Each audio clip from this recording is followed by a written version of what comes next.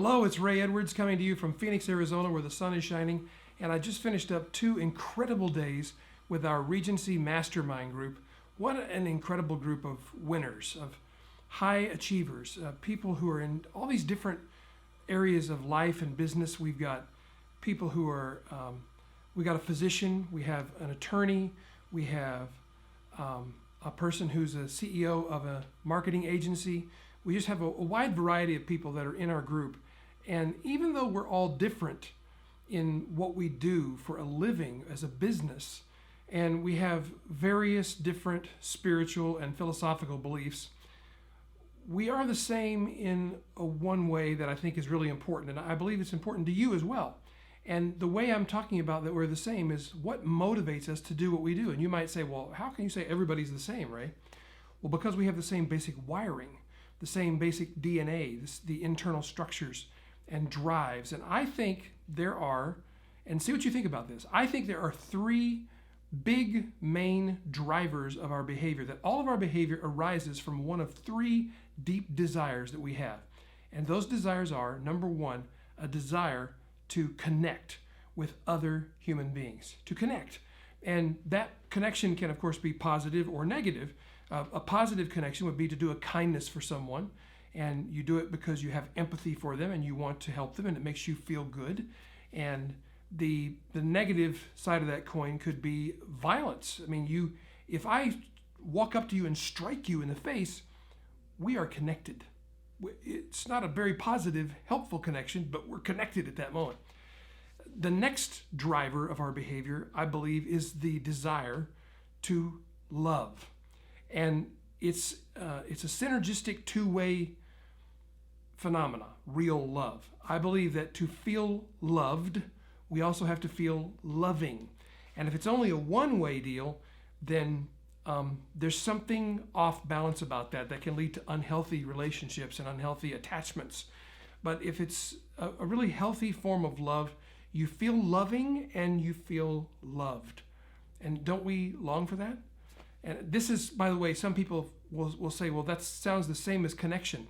It's not the same, because connection can be really extremely positive or extremely negative. And love is pretty much positive. There are unhealthy forms of love, but love in its pure sense can only be positive.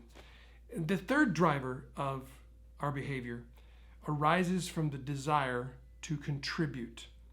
We all, I believe, deep within ourselves, regardless of our spiritual beliefs or philosophical principles that we hold, I believe we feel the need to contribute to a larger story. We sense that we're part of something bigger than ourselves, and we want to contribute to that bigger story. And so for me, that story arises from the story of our creation, the reason God put us on earth.